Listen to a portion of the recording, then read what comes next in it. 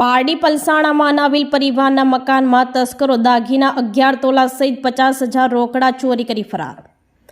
પારડીના પલસાણા ગામે ઘરે એકલા રહેતા ભાભી નણંદને 4 અજાણ્યા ઈસમોએ લાકડાના ફટકા મારી ધમકાવી 11 તોલા સોનાના દાગીના સહિત રોકડા મળી કુલ રૂપિયા 3.78 લાખની લૂંટ ચલાવી ફરાર થઈ ગયા હતા। પારડી તાલુકાના પલસાણા ગામે દેસાઈ ફળિયા ખાતે રહેતા ઉષાબેન મહેશભાઈ જોશી અને તેમના નણંદ સાવિત્રીબેન ગુણવંતભાઈ નાયક બંને એકલા રહે છે।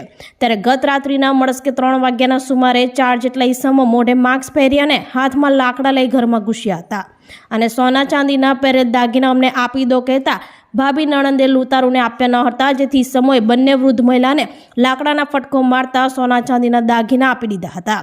જે બાદ ઘરમાં મૂકેલ કબાટમાં માલ સામાન વેરવિખેર કરી 11 તોલા સોનાના દાગીના રોકડ રકમ લઈ મોબાઈલની લૂંટ ચલાવી ફરાર થઈ ગયા હતા અને કોઈને જાણ કરશો તો મારવાની ધમકી આપી નીકળી ગયા હતા। સમગ્ર ઘટના અંગે ઉષાબેન જોશીએ પારડી પોલીસ મથકે સોનાના કંગન જેની કિંમત રૂપિયા 1.20 લાખ, કાનની બુટ્ટી 2 તોલાના સોનાના કંગન જેની કિંમત રૂપિયા 80,000, રોકડ રકમ 50,000, સોનાની ચેન જેની કિંમત રૂપિયા 1 લાખ, મોબાઈલ સહિત કુલ રૂપિયા 3,78,000ની લાકડાના મારી ધમકાવી લૂંટ કરી જતા અજાણ્યા 4 લૂંટારો સામે ફરિયાદ નોંધાવી હતી। Pardi police, LCB, dog squad, એફએસએલની ટીમ ઘટના સ્થળે પહોંચી જઈ તસ્કરો સુધી પહોંચવાની કવાયત આદરી હતી।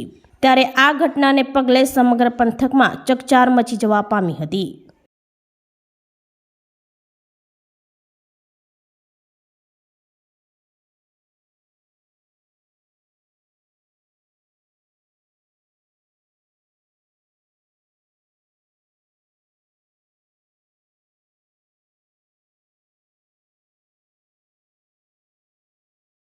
આજે રાત્રે પારડી તાલુકાના પલસાણા ગામે એક અનાવિલ પરિવારના 2 મહિલા વૃદ્ધ મહિલાને બંધક બનાવી અને ધાક ધમકાવીને સોનાના 11 તોલા દાગીના તેમજ રોકડા 50,000 ચોરી કરીને તસ્કરો ફરાર થઈ ગયા છે।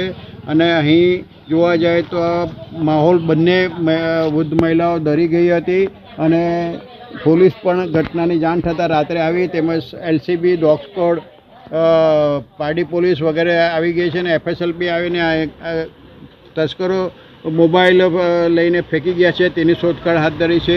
ત્યારે જોવાનું એ રહેશે કે પોલીસ ક્યાં સુધી પહોંચે। પારડીથી અમૃત પટેલ, સંકલ્પ ન્યૂઝ। મારી ઉંમર પહેલાં કહું, 82 વર્ષની ઉંમર છે મારી। આ મારા ભાભી મારી સાથે રહે છે 1.5 વર્ષથી।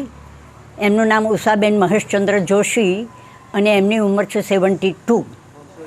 અમે રાત્રે 10:30 વાગે આ બેડરૂમમાં સૂતા, બંને જણા અમે આ બેડરૂમમાં। અમારું ઉપર 2 બેડરૂમ છે પણ ઉપરના બારણા બંધ જ રહે છે, અમે 2 જણા રહીએ જ। સાંજે બંધ કરી દે બધા 2 બેડરૂમને, બાલ્કનીને બધું। અમે 10:30 વાગે સૂતા, પછી લગભગ 2:30 વાગે, 2:30 થયા જશે, કારણ કે થોડોક વખત પછી મેં આમ ઘડિયાળમાં ઊંચી નજર કરી ત્યાં અમારે ઘડિયાળ છે તેમાં 3 થયેલા હતા। એટલે એ લોકોએ લગભગ 30 થી 35 મિનિટનો સમય લીધો અને 4 જણા હતા અંદર આવેલા, તે 4 જણા હતા। એ 4 પાસે દંડા હતા, જાડા અને એકના ખભા ઉપર કુહાડી હતી। એ કુહાડી પછી મને ખબર પડી કે અમારે ઘરેથી જ લીધેલી, પાછળથી મારા નોકરે કીધું કે આપણી જ કુહાડી હતી અને એ કુહાડી એ લોકો લઈ ગયા છે। હવે એ લોકો આવ્યા, દંડો બતાવ્યો, 4 જણ મેં જોઈ લીધું કુહાડી હતી ને 4 દંડા હતા, એટલે મેં પહેલાં મારું સોનું કાઢી આપ્યું।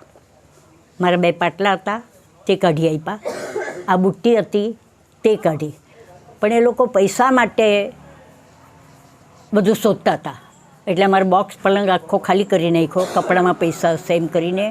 પછી ચાવી, હું જે બેડ ઉપર સૂઉં છું તેની નીચે મેં ચાવી મૂકેલી, ગાદીની નીચે, અને હું આ બાજુ કોર્નર પર બેઠેલી હતી અને ચાવી મારી આ સાઈડે હતી। એટલે એકાદ જણ, મને એવું લાગે છે એકાદ જણ આવીને ગાદી ઊંચી કરી, હું એકદમ ગભરાઈ ગયેલી હતી, બહુ જ ખરાબ હતી તે વખતે। એ તો આ સમય થયો એટલે આટલું બોલી શકું છું।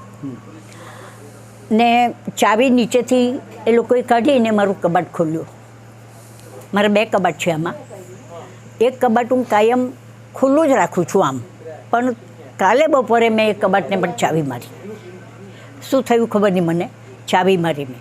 અને મારું બીજું કબાટ, તેમાં મારા વધારાના પૈસા અને આ મારી બધી ફાઇલ હોય, ચેકબુકની ને તેની બધી ફાઇલ. પણ એ ફાઇલને અડ્યા નથી એ લોકો.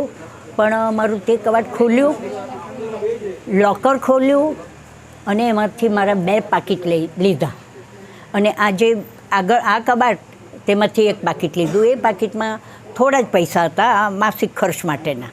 અને પેલા કબાટમાં લોકરમાં લગભગ 50,000 થી 55,000 રૂપિયા હતા. 2 દિવસ પહેલાં જ મારું પેન્શન આવેલું. ક્યાં નોકરી કરો છો?